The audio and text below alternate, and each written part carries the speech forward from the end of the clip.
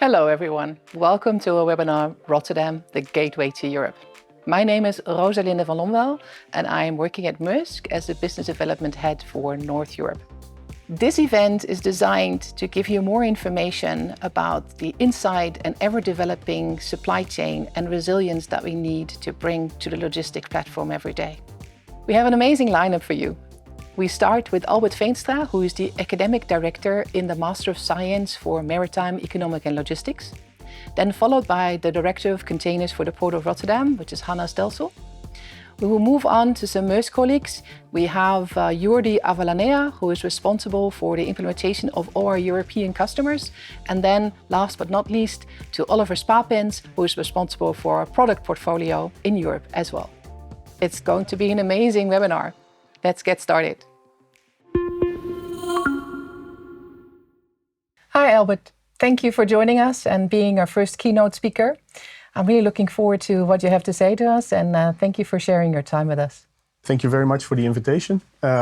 It's my pleasure to talk a little bit about geopolitical trends and setting the scene for, let's say, the more complicated supply chain problems that Maersk as an organization is trying to tackle. So I will talk about two different things in the few minutes that I have allotted. One will be about geopolitical trends. You always see the image on your screen. And the second one is about why I think, my colleagues in the academic field, why Rotterdam will remain the gateway to Europe. So to kick off with the first topic, you see an overview here of a number of geopolitical trends. This is based on some research that we've recently done, among others for Dutch Customs, to try to understand all the dynamics that we've seen in the world in the last 4 or 5 years or so, and to try to figure out if that is fundamentally going to change the cargo flows coming to Europe, the role of logistics service providers, of supervision authorities like customs, if that's really going to fundamentally change or not. So the majority of these trends are based on a study that was done by one of many, by the way, a standard S&P Global. And we've added one additional one because we are really trying to come up with this story from a European perspective. So I will just touch on a few of them and try to explain how each of those actually results in changes in flows, in changes in supply chain structures, but in a particular way. So one, obviously, that we're hearing on a daily basis is let's say, the NATO-Russia conflict, as S&P Global calls it, is a conflict that plays out in the Ukraine, which is basically on the European doorstep. And it has direct repercussions. It had repercussions for grain exports out of Ukraine. And Ukraine depends a bit on the timing, but the biggest grain exporter in the world, next to the US Gulf area. So it has repercussions for that. It's upsetting the market for grain, the prices of grain, but it also has consequences for certain metals. There's a lot of titanium coming from that area that is used in the aerospace industry that is compromised now. Obviously, consequences for crude oil and gas, also consequences for fertilizer. There's a lot of fertilizer coming from Russia, from the Ukraine, that is going to Brazil, for instance, where a huge amount of soya is grown. So this conflict, apart from the terrible societal context, is immediately touching on flows and on how flows are being reorganized currently. Another that is a bit cryptic is the COVID-19 consequences. What this refers to is that a lot of companies have found out that they are actually a lot more sensitive, a lot more vulnerable to upheaval than they thought. What companies then normally do is they react in terms of building more stock, booking more space on ships, trying to be the only one that has the final container on the last space of a container ship that's going from China to Europe. So a lot of companies are trying to rebalance this panic reaction, and they do it in different ways. So you might think that all companies are now building in more stocks, more inventories, and trying to be more resilient, but some of them actually are optimizing their inventories. Some of them are really increasing inventories. Some other companies are trying different things. They are trying to be more lean. They're trying to build in the redundancy in their networks instead of putting a lot of stock in warehouses. But the message is the COVID-19 consequences in a lot of global companies are actually profound. A lot of companies are thinking, how can I avoid it? All this panic will happen to me again. Another interesting one is the US-China strategic competition. This has also been going on already since more or less the beginning of the presidency of Trump, so about 7 years now. Europe is caught in the middle because a lot of the supply chains that are touched by either initiatives on the US side or initiatives on the Chinese side are actually reaching out to flows that go through Europe. So Europe is part of this if they want to or not. And we are following to some extent the US in trying to curb exports and imports to and from China. Electric cars is an example where the US is doing that. Europe is following the same example. At the same time, China is also developing strategies. They are reaching out to try to still sell BYD cars on the European market. They have a particular supply chain strategy for that. So we see a lot of dynamics in supply chains as a result of this strategic competition. And then before I go to the final one, we added the EU as a regulatory superpower. There's a lot of talk also as part of the NATO-Russia conflict, for instance, to what extent Europe by itself, without the US, can actually be a power in the world. And we're not a military power, that much is being clear now. We are maybe building that, but that will take time. What we are is a regulatory superpower. So we can make regulation in Europe for the European market, which is a huge commercial and very attractive market. And if we make regulation, it is felt in the entire world. And that is what's currently happening. And we have regulation on CO2 emissions for products that are manufactured outside the EU, coming to the EU at the border crossing. Taxes have to be paid. We have regulation on deforestation. So we don't want any products in the common market for which woodland is cut.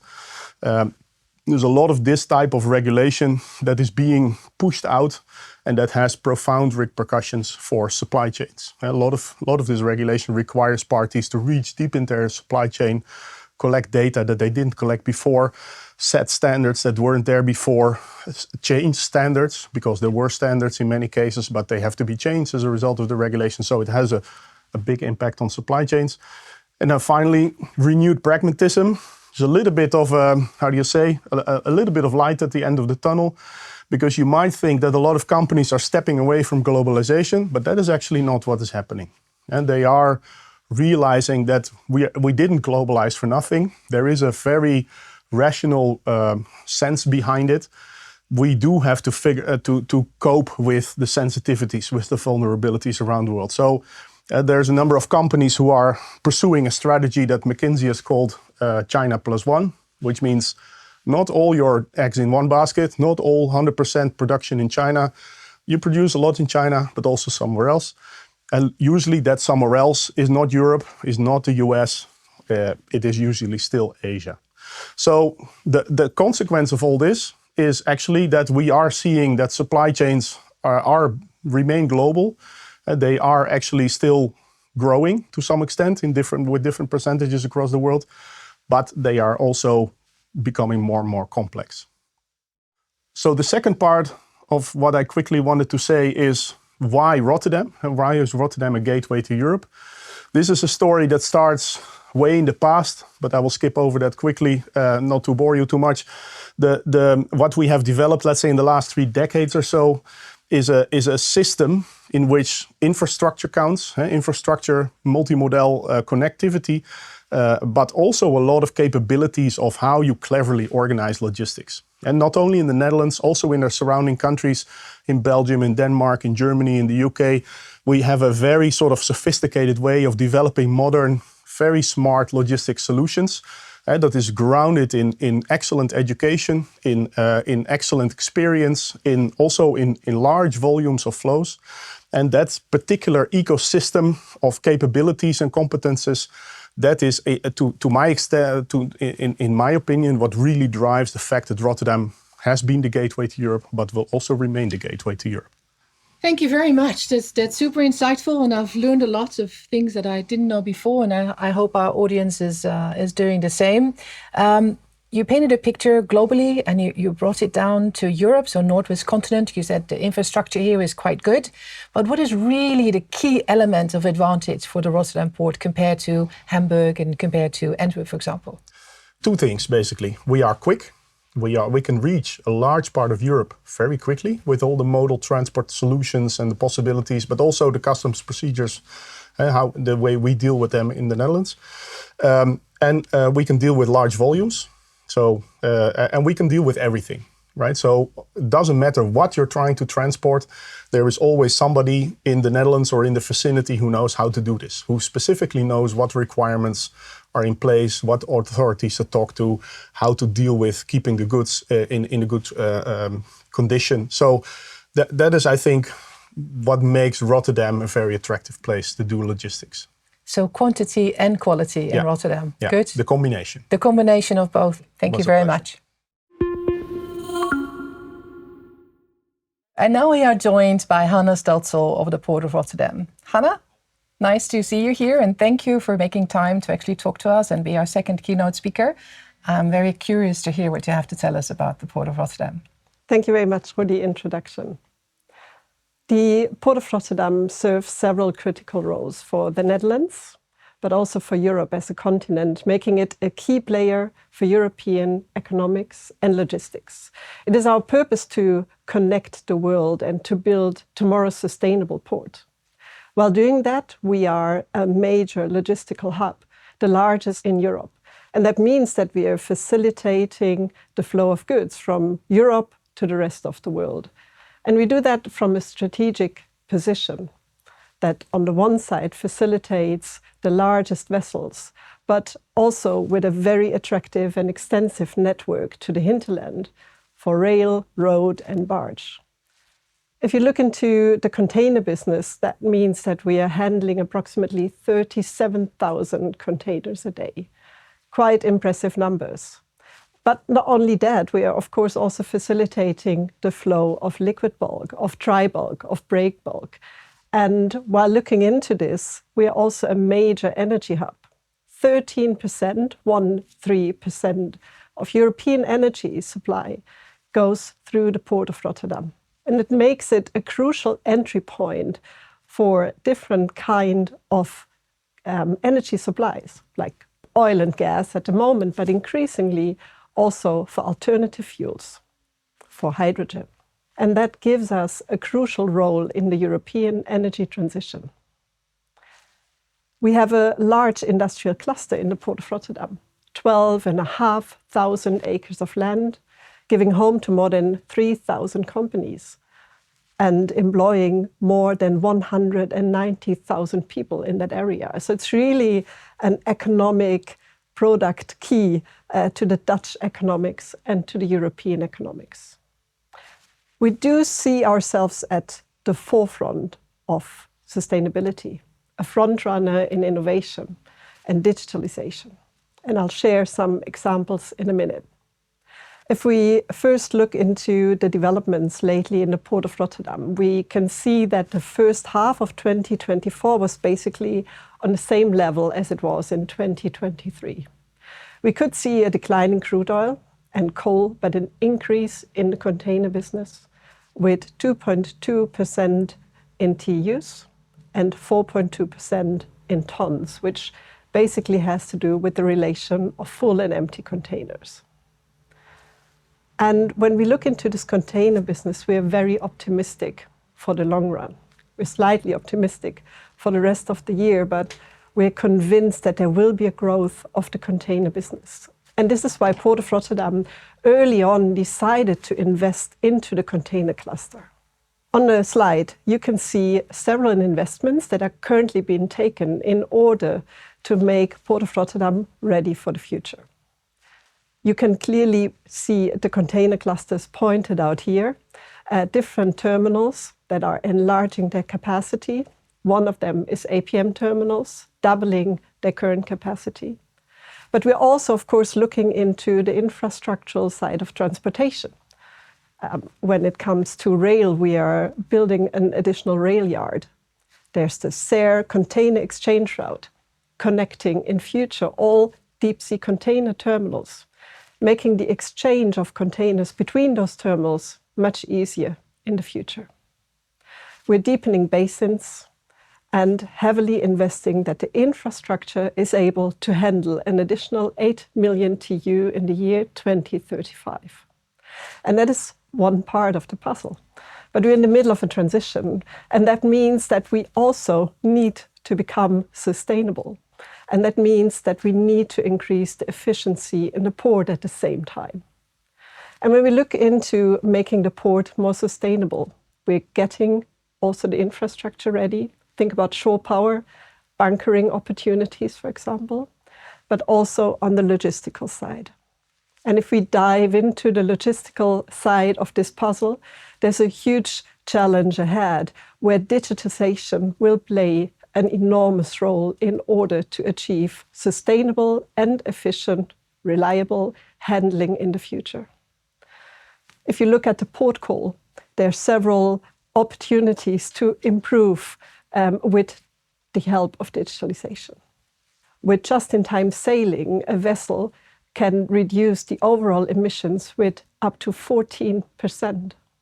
And when it comes to efficient logistics of our hinterland modalities, we are finding ways to make better usage of the available capacity there is. For inland shipping, we have introduced NextLogic that takes over the planning for barges at the deep sea container terminals. We're heavily investing into the digital infrastructure of rail. And we are also working to see how can we help the road transportation to make more efficient runs through Rotterdam. Just as one example, we're currently developing an app that helps truck drivers to see whether there are congestions within terminal areas, whether there are cranes broken. And we are investing into opportunities that will help them to not stand in a physical traffic jam, but already queue digitally. So all those different kinds of activities are essential when we look towards the future and growing container volumes. At the same time, we do see that there's a growing international tension and greater demand to look into the resilience of supply chains, not only in Rotterdam, but of course, nearly all over Europe. And together with our partners in the Port of Rotterdam and the rest of Europe, we ensure safe and resilient container supply chains for the future. Thank you, Hannah. That's a really comprehensive explanation about the port and the infrastructure, and you also gave us a sneak peek of the future of what we are about to see. So thank you for that. That's really impressive to hear. I always knew we lived and worked in a really impressive port, but you enhanced that, underlined that again today, that's the case. Yeah. So you talked about the linear digitalization and making sure that everybody has the right information. What about the horizontal one? So like customs and getting the information to the 4PLs and that type of players. Are you looking into that as well? Of course, yeah, we're working with the total cluster and we're investigating where the largest bottlenecks and what can we do in order to make certain processes more smoothly and digitize them. I think customs is a great example because we call it a customs process, but in the end, it is much larger than that. And many, many parties are involved. So in that case, for us as a port authority, it is easier to invite different kind of parties to the table and come up with the ideal process of the future and agree to certain optimization and digital tools that will help us in order to ensure those smoother and more efficient supply chains for the future. So you're really taking that connector role as the Port of Rotterdam? Yeah, we do. Good. Thank you for that. I really appreciate it. And thank you for this great speaker note. Thank you. We just heard from our first two speakers, and they really brought a lot of information, and it was really cool to hear so much interesting information, probably that not all of us at least know. But right now, I'm actually joined by two of my colleagues, Jordi and Oliver. It feels like being between family, so nice to have you here. And you have a big task in reaching the level of the two current speakers, or the two previous speakers. And I would say, enjoy. Thank you, Rosalinde. So to talk about Rotterdam and its strategic importance for Maersk, you need to understand what the Maersk strategy is. At Maersk, we try to offer end-to-end logistics, which means that we offer services across the entire supply chain, starting at the origin in the factory and all the way down to destination at the end of the consumer or the final customer. To realize this, we provide a full scale of services both on land and sea. If we then look at Rotterdam specifically, it's a perfect example of this strategy. The vessels will come in and be serviced by an APMT terminal. Then we'll go to a depot owned by Maersk, operated by Maersk, where it continues its journey into the hinterlands of Europe using rail, barge, or truck. If more services are required, we can also cross-dock it to give you more opportunities and possibilities, as well as a cold store for refrigerated services. We haven't just randomly picked these products to offer. This is all based on customer feedback, and that's your area of expertise, so I'd like to pass it on to you for that. Thanks, Oliver, for that, and you're absolutely right. As you know, Vincent Clerc, our CEO, mentioned that customer intimacy is not a pillar of our strategy. Customer intimacy is our strategy. And this strategy, the strategy to become the integrator of logistics, is informed by customers, as you mentioned. So we have a lot of customer engagements, both at an account team, but also in different parts of the world, gathering customers to receive that feedback of how they should see what are their needs and how we should help together to build a supply chain of the future. Out of these engagements, what we do is sometimes we change gear, sometimes we accelerate, sometimes we brake, and we deselect different solutions that have come up. And Rotterdam, as you mentioned, is a great example of solutions that are informed by customers that bring together this end-to-end supply chain. So from the solution that we have with APMT to unload containers just in 12 hours after the vessel arrives in the dock, to solutions that are a bit more and have more steps to the solution to unload these containers quickly, shunt them, and bring them to a cross-dock in just 2 minutes, in 500 meters, and then at the cross-dock to unload the containers and to bring the goods to the hinterland through the ways that Hannah, you mentioned, barge, rail, or truck, to accelerate the way that they are delivered to the final customer. Or with cold storage solutions for refrigerated or frozen cargo. It's important also to mention that despite we see the value of the end-to-end supply chain covered by Maersk entities, we see a lot of efficiencies to be gained, a lot of less stakeholders to deal with. We also appreciate that the customer has different needs different types of flexibility, and therefore the solutions that I just mentioned are also available in the shape of multi-carrier solutions, which is also important for us to serve our customers. And again, as I mentioned in the past, this is informed by customers. Yeah, and so I think it's really important, like some of the points you mentioned here, because as well as like Professor Veenstra told you earlier, is resilience is a big topic. There's a lot happening in the world. There's a lot of disruptions from the different ports to the Red Sea situation. So resilience has become one of the most imperative things in supply chains.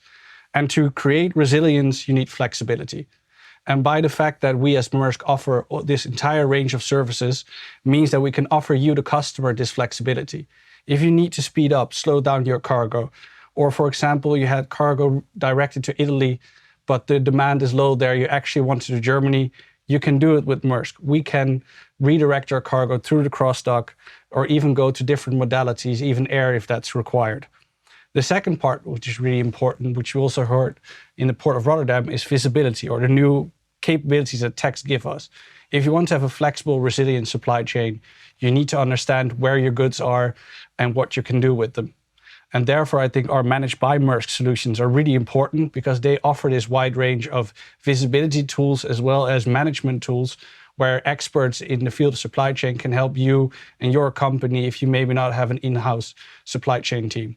But I think you really can have some good examples of how we as Maersk work together with the customer and also implement these solutions, not just have these wonderful ideas on paper. Yeah, no, definitely. And it's also nice to see the PowerPoint slides, the solutions on paper, but then my role leading the European implementation team is to make sure that these solutions come to life and bring the value that we have discussed with the customer. So I would like to, if I may, I would like to bring three examples. So the first example is from a global technology player. This player had a challenge with one of the tech retailers they were working with. They needed cargo faster in their stores, and in the tech market, it's a really fast market, and every day means a lot of sales and a lot of capital a lot of cash trap in the supply chain. So any reduction of days of the supply chain was a massive victory for them. So together we sat down and we look at their supply chain, and when the containers arrive in Rotterdam, they usually transport by barge or truck or rail into the hinterland, either in the Netherlands or in Germany. So there's a first leg to a DC, then there's a second leg to another DC where they are unloaded and then brought to the final customer. Obviously, there are many steps, and this is a supply chain that makes a lot of sense, but sometimes when you need the cargo fast, this long supply chain delays the delivery. So together with them, we came with a solution through the cross-dock by which we could unload the container quickly, and then we could deliver those goods directly by truck to the tech retailer, which was a win-win for all parties, for the tech retailer, for the global player, and for Maersk. The second example is a bit different. It's from a food manufacturer. This food manufacturer has a peak of consumption in summer. So prior to summertime, they had a lot of overflowed facilities. So they had an issue bringing in new containers, and as a result, what happened is that the containers were stuck in the port, accumulating demurrage and detention, and not fulfilling the needs of the final customer. So we came up with a solution with this retailer, by this food manufacturer, by which we brought the goods into our cross-dock in Rotterdam, and from there we stored them and delivered at the right time to the final customer. Again, as with the global tech player, we were able to massively reduce cost and massively also reduce supply chain emissions by shortening this destination one. And the third example that I would like to bring is a bit different. We tend to look at Rotterdam, at Europe in general, as an import supply chain, but there are also export supply chain needs, either from European manufacturers or in this case from a Dutch retailer that had a need to consolidate elements or goods that were going to be re-exported or returned to the origin. So in that sense, they had a really fragmented solution. They didn't have a solution that was optimized to serve their needs. And again, through routing this cargo from different countries in Europe to the DC, to the cross-dock in Rotterdam, we were able to consolidate the supply chain, increase efficiencies, reduce emissions, reduce cost, and increase the satisfaction of the customer. So just these examples that bring a lot of the themes that you have raised in terms of sustainability, flexibility, agility, and resilience. Perfect, yes. And I think these are really good examples, right, of how Maersk takes what we put on paper into reality, and that our strategy is informed by you, the customer. So if you have any questions and actually want to know, okay, what solution fits my company, please reach out to us, because we want to be a partner. We want to provide supply chain solutions for your entire supply chain and think with you and help you create more ease for you and create value in your supply chain, so it actually not just becomes a cost center, but actually can become a competitive advantage for your company. And thank you for your time, and I'll pass it back to Rosalind. Thank you both for these insightful examples and really bringing what we heard in theory to life and really giving it hands and feet. So thank you very much, gentlemen, and looking forward to continue the debate in the panel discussion. Thank you. Thanks. So welcome back, everyone, to start the section of the panel discussion. Albert, Oliver, Jordi, and Hannah, nice to see you here. And Albert, if I can start with you. You talked about geopolitical situation and economical situation, and that we need to have resilience to weather that. What competences do we need to be the best and be the front runner? So there's actually, I think, two basic competences, right? There's a lot more, but two basic ones. One is companies have to understand what their supply chain actually looks like. And you would think this sounds a bit simple, but you wouldn't believe how many companies I meet that actually have no clue where their products come from, how quickly, how they've organized their logistics. So that's one, know your supply chain. Second one is companies have to think on a regular basis about, is this the supply chain that fits my strategic goals? And if that is not the case, you have to rearrange the supply chain. I think Jordi before gave some nice examples of companies that have taken too long, I think, to reassess is this chain actually fitting my goals? No, the goods are not going fast enough, or not I get the volumes in the wrong place or whatever. And then you have to change your chain, change operations in the chain to make sure it becomes fit for the future of fitting the strategy again. So these are critical competences I think companies need to develop together with partners to make sure that they keep generating the value for their shareholders, their stakeholders. Yeah, and unless you make it, but I guess that we see it all the time that there's a lot of silos in companies as well that don't naturally fit together or work together. So maybe I agree with you, and I was going to bring up this topic because we see many customers that look at the supply chain in many different chunks. The origin operations, the transportation to the origin port, the port to port, or the airport to airport, then the destination, and even the final customer. And they don't even consider the input from the final customer. So resilience is also about having the opportunity to look at the end-to-end together, to put all the stakeholders together. There are different numbers or stats that say it's up to 28 different players that are in between in the supply chain. So bringing them all together and having the understanding that you mentioned that brings everybody together will definitely help in becoming a more resilient company and supply chain. So, but I also think it's important to note that supply chains are not necessarily the core competency of a company, right? Some is a tech company, want to focus on the tech stuff, on whatever FMCG, on what they produce. So I think a big role for companies like Maersk is to provide this competency of, we are a logistics company. We know how to optimize that part of the supply chain. So you can sit together with your customer and design the solution, but also take away the need to build an entire supply chain department because you can get it at Maersk, for example. Yeah, so then the supply chain is one. And do you actually also see a lot more anxiety about all these economical and war situations that we are seeing, and that such has a heavy impact on them? Yeah, definitely. And I was reading lately the Reuters European State of Supply Chains, and 71% of the respondents that are companies across Europe mention that geopolitical uncertainty is their top risk.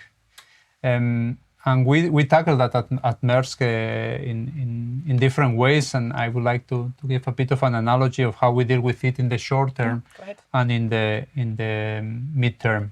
I like to compare it to a marathon runner, and the marathon is the customer supply chain, and through the marathon you have many disruptions. You could be in pain in your knee, you could be in need of water, in need of food. So our excellent customer experience teams are there to tackle these disruptions that you may find in the marathon. This is the short-term need.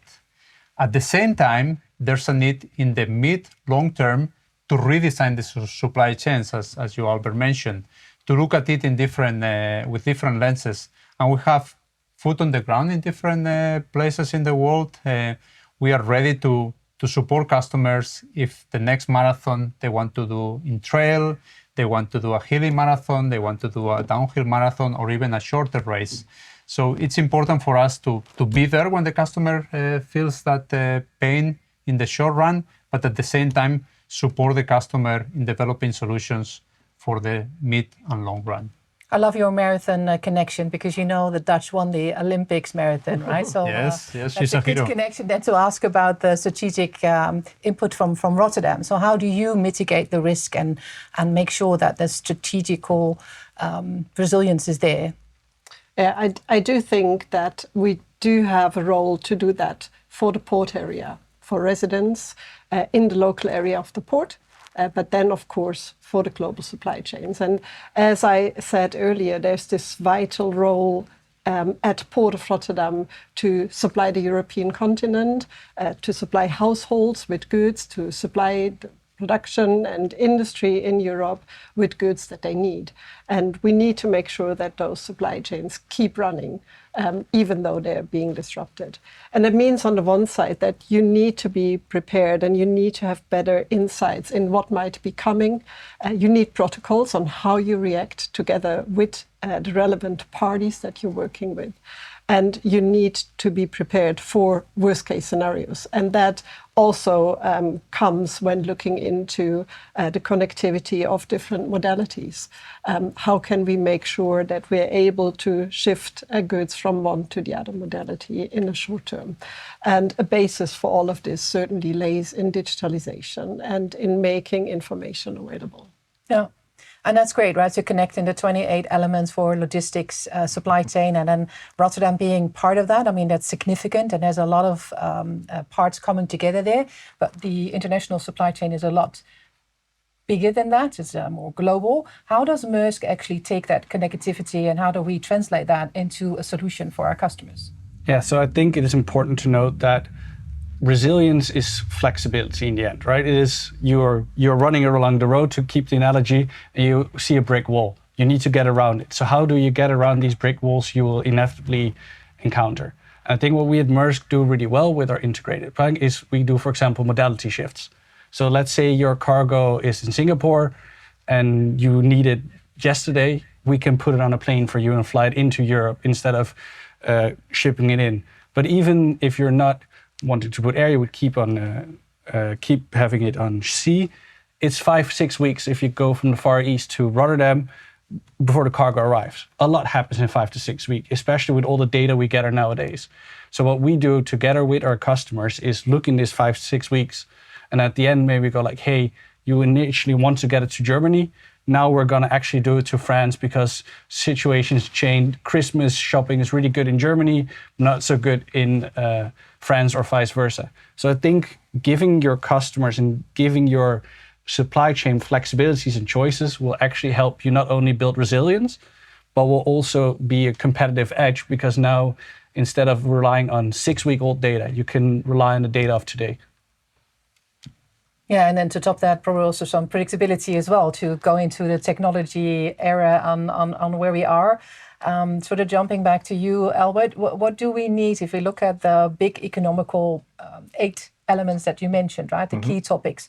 Which one of them are going to have the biggest impact, and then connecting that to digitalization?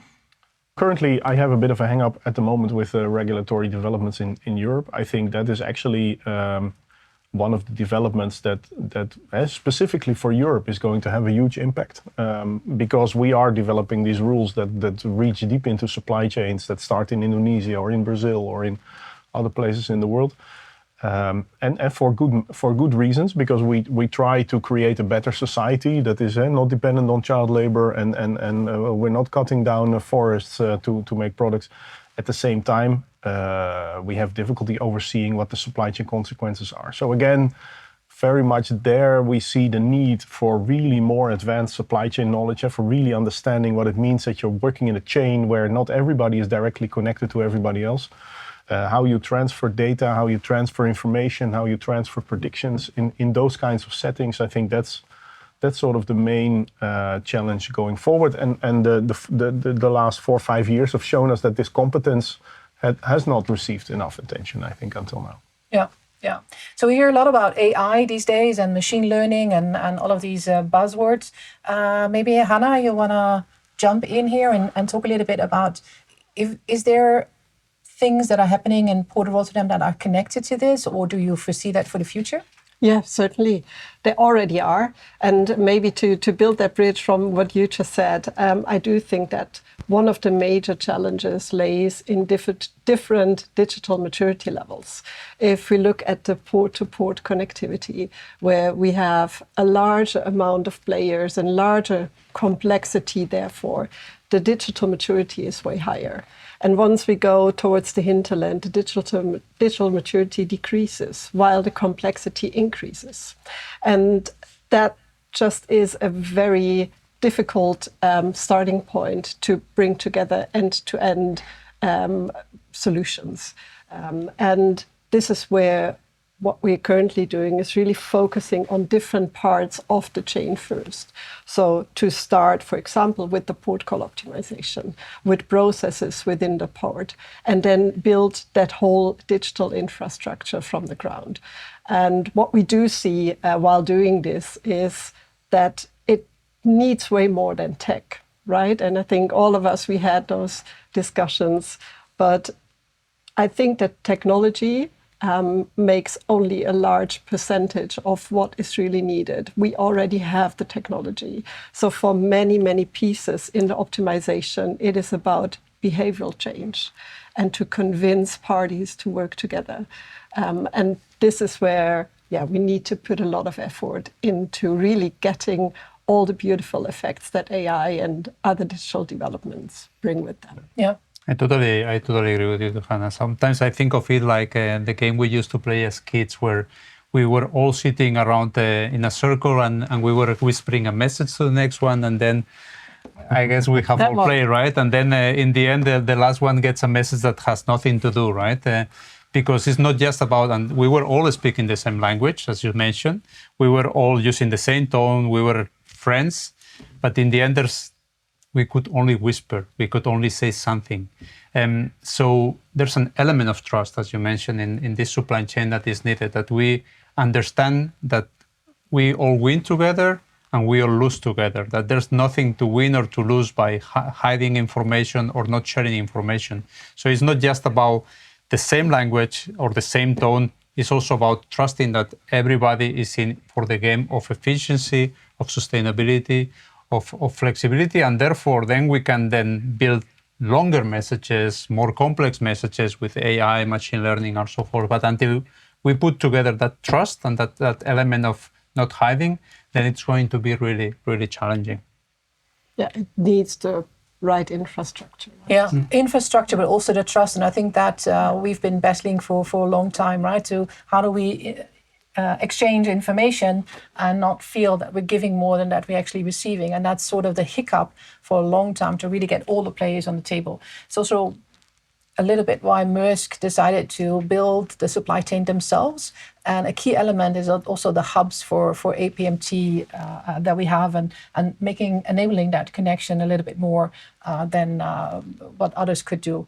Jordi, can you elaborate a little bit on that? Well, I think we have a strong muscle in terms of asset base, and at the same time building up on our mission of being the integrator of logistics and on our purpose to integrate the world. I think we also have a bit of a push, right, an ethical push to facilitate these supply chains, because ultimately they benefit all the different parties from customers, but also the end consumers and ourselves. So the same that we are doing with the hubs, we are doing with the methanol container ships, because we feel that obligation to be ahead in the way of improving the life for all.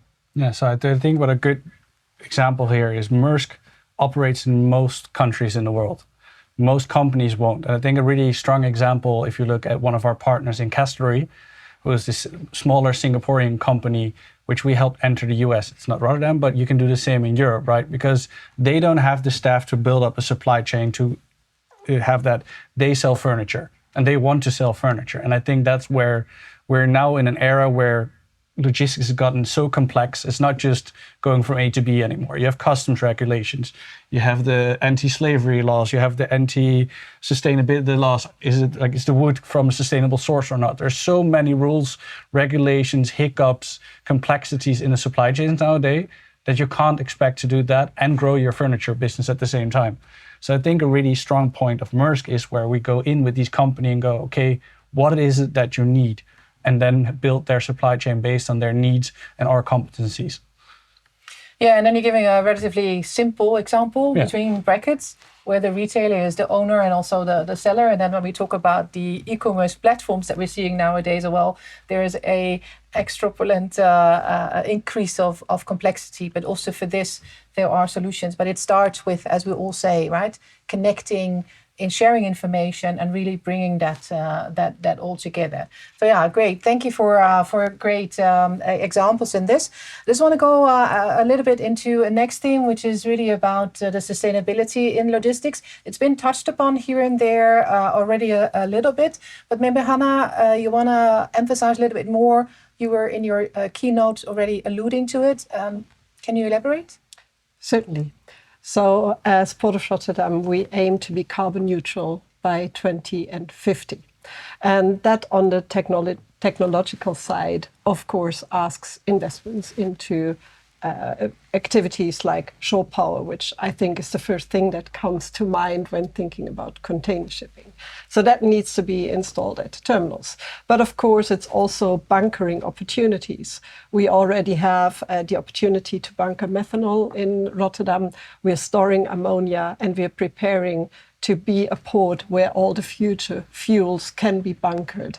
And by having the offer of the infrastructure, we do hope that this also enables investments of other parties to make use of those fuels that are available. But not only about the technology, I do think it's also about innovative and sustainable business models that need to be introduced in order to make that total shift to sustainable supply chains. One example from Port of Rotterdam is CES, that's zero emission shipping with swappable battery containers for barges. That will contribute, of course, to a more sustainable inland shipping, and is another leverage next to the pure technological availability of products. Yeah, and then I also know that at the Port of Rotterdam, you also promote to other ports to follow your lead and do the sustainability there as well, right? That's a good point. And I think that with the energy transition and those things that need to change at big scale, that's something where we need to have collaboration. Collaboration not only in the Rotterdam cluster, but also with other ports in the world. We're working closely with Singapore. There's the Green and Digital Corridor, where we ensure also the long distance green container shipping, but also more digital trade that is being enabled. With European ports, we're closely looking into resilience topics, safety topics, but of course also energy transition. And where in the past, I think there was more simple the assumption of competition between ports, I do think that this field is changing. I do think that there's a more or less logical hinterland for different ports. And with the shift to more sustainable supply chains, some destinations and regions become more logical, connected to certain ports. And we all have those same challenges when it comes to energy transition. So that's something where we certainly are collaborating closely with other ports in Europe. Yeah, 100%. So a little bit on the legislation side, you already mentioned it, right? So there's a lot of legislation that's being done here in Europe. If we talk about sustainability, that legislation is quite different around the globe. How do you see that progressing for the future? No, yeah, I think if you look at, let's say, what I call the societal regulation, so avoiding child labor and avoiding slavery and that, I think there actually the regulation across the world is more or less the same. And I think a lot of the OECD countries are leading the way and are sort of, how do you say, imposing those ideas on lots of other countries. But I think everybody agrees that we don't want products to be made by children, right? And we don't want to cut down forests for. So there is no discussion there. What is complicated, and it's actually also complicated in what Hannah just said, where you need to build corridors to actually come up with sustainable business models for green shipping. You need to work in the chain. You need to understand what we want on this side of the chain needs to be sorted out, needs to be addressed at the beginning of the chain, and you need to somehow figure out how all the chain, all the links in between are going to participate or to support that effort. And that is complicated. And that is complicated in the sustainable fuels side, where you need to figure out where do we need the methanol hubs and where do we need the green methanol projects to materialize, to make sure that you actually can run a Laura Maersk or a similar ship on methanol.